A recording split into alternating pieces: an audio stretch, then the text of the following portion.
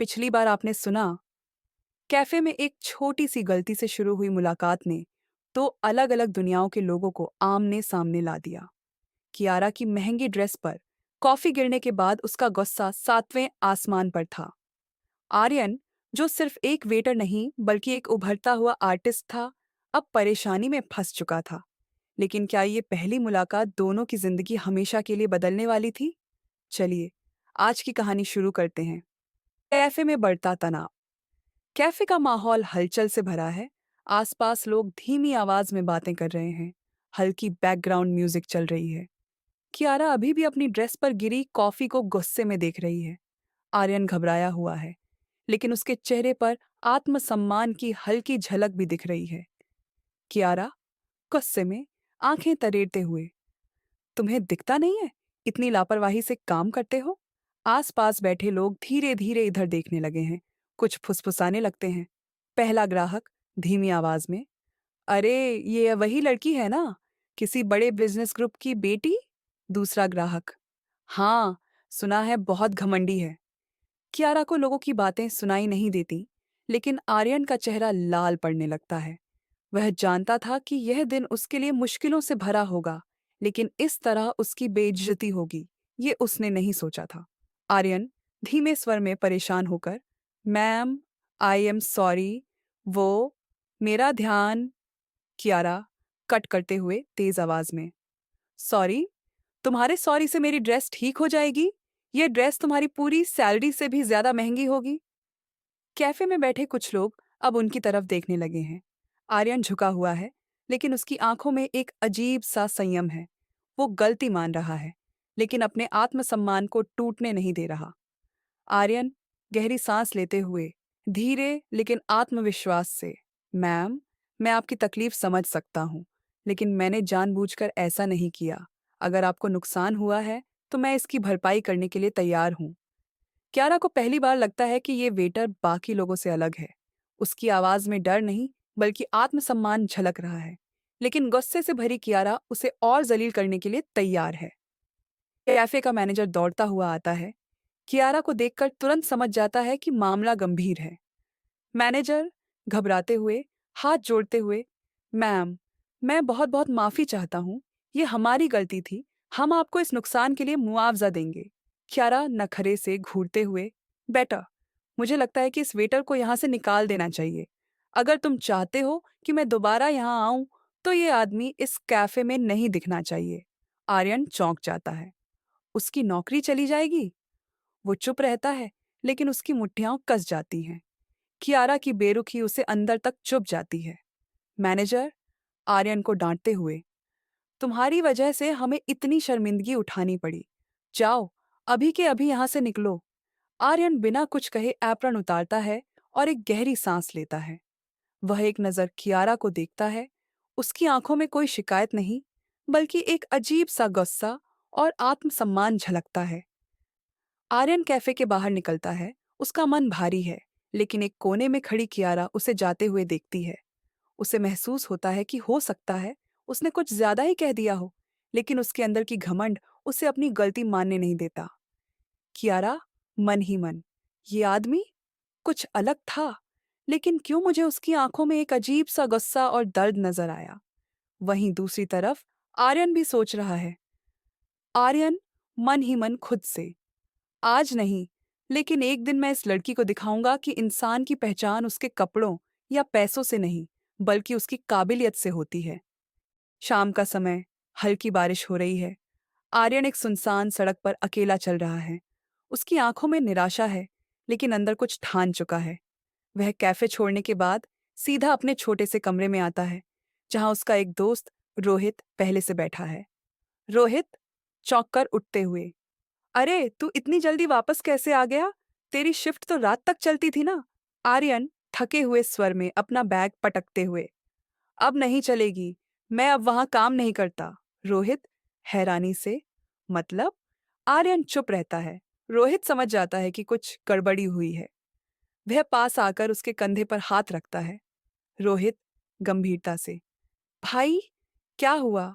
आर्यन एक गहरी सांस लेता है और पूरी बात बताता है, कैसे एक छोटी सी गलती ने उसकी नौकरी छीन ली, कैसे कियारा के घमंड और ताकत के आगे वह बेबस हो गया। रोहित गुस्से में, यार, ये अमीर लोग समझते क्या हैं अपने आप को? पैसों की ताकत दिखाकर किसी की भी जिंदगी बर्बाद कर सकते हैं। आर्यन आंखों में दृढ़ संकल्प के साथ मुस्कुराते हुए, हाँ, लेकिन अब मैं किसी के रहमो करम पर नहीं रहूंगा। मैं अपनी मेहनत से कुछ बनकर दिखाऊंगा। रोहित उसकी आंखों में एक नया जुनून देखता है। शायद ये नफरत थी, या शायद खुद को साबित करने की आग। इधर कियारा अपने बड़े से घर में बैठी है, लेकिन आज उसके मन में हलचल है। वह महंगे फर्नीचर से सजे अपने कमरे में बार बार उस घटना के बारे में सोच रही है। एक ओर उसका गुस्सा था, दूसरी ओर आर्यन की आंखों में दिखी वह आत्मसम्मान की झलक। वह क्यों उसे याद कर रही थी? उसे क्या फर्क पड़ता था? कियारा अपने आप से झुंझलाकर, मुझे क्यों उसकी फिक्र हो रही है? वो बस एक वेटर था और मैंने सही किया। अगर मैं अपनी बात रखती तो क्या गलत था? लेकिन मन के किसी कोने में एक आवाज उठती है, अगर वह वेटर था तो उसमें इतना आत्मसम्मान क्यों था? वो बाकियों से अलग क्यों लगा? वह अचानक खिड़की के पास जाती है। हल्की बारिश की बूंदें गिर रही हैं।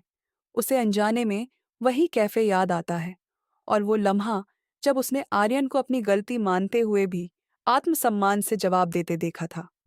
उसका दोस्त तनिष्क, जो बचपन से उसे जानता है, अंदर आता है और उसे खोया हुआ देखकर चौंक जाता है। तनिष्क हंसते हुए, मैडम, आज इतनी चुप क्यों हो? कहीं किसी गरीब लड़के के बारे में तो नहीं सोच रही? क्यारा चौंक कर पलटती है, थोड़ा गुस्से में, थोड़ा असहज होकर। क्यारा जल्दी से, बकवास मत कर, मैं बस कुछ नहीं, भूल जाओ। लेकिन क्या वह सच में भूल सकती थी? अगले दिन आर्यन एक नई शुरुआत करने का फैसला करता है। वह एक आर्टिस्ट बनना चाहता था, लेकिन पैसों की तंगी ने उसके सपनों को दबा दिया। मिस्टर वर्मा हैरानी से, तुम्हारे अंदर टैलेंट है लड़के, लेकिन तुमने इसे अब तक छिपा कर क्यों रखा? आर्यन मुस्कुराते हुए, अब तक मजबूरियां थी, लेकिन अब मैं अपने लिए जीना चाहता हूँ। मिस्टर वर्मा उसे एक ऑफर देते हैं। वह उसकी बनाई पेंटिंग्स को अपनी गैलरी में जगह देंगे, लेकिन इसके लिए आर्यन को अपनी पूरी मेहनत झोंकनी होगी। आर्यन जोश में, मैं तैयार हूं सर।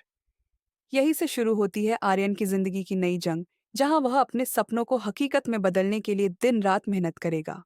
लेकिन क्या इस नए रास्ते में उसकी मुलाकात फिर से कियारा से होगी? क्या कियारा भी उस लड़के के बारे में सोचना बंद कर पाएगी? आर्यन मिस्टर वर्मा की आर्ट गैलरी में अपना पहला दिन गुजार रहा है। मिस्टर वर्मा गहरी आवाज में, अगर तुम्हें यहाँ काम करना है तो पहले यह दिखाओ कि तुम्हारे अंदर वाकई टैलेंट है या बस बातें बनाने आते हैं।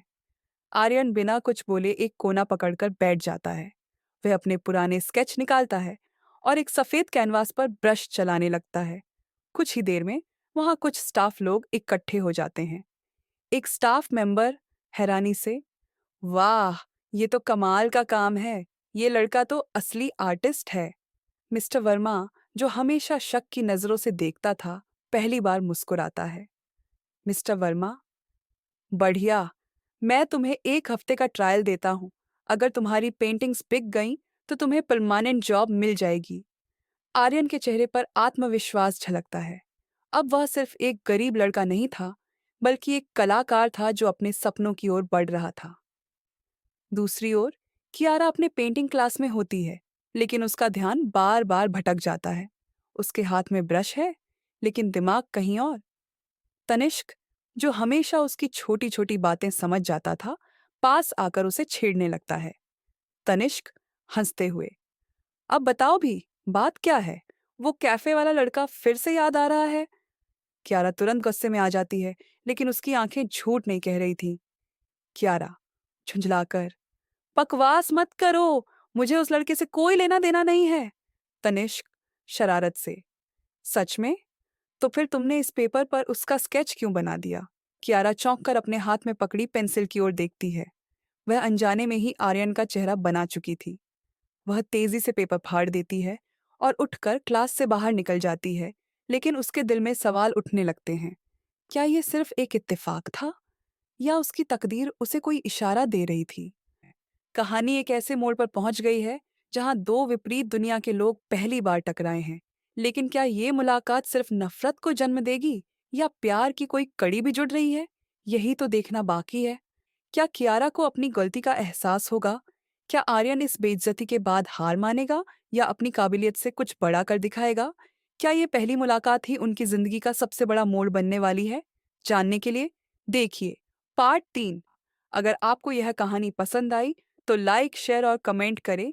क्या आपको लगता है कि आर्यन और कियारा की कहानी प्यार में बदलेगी या सिर्फ नफरत में? हमें जरूर बताएं।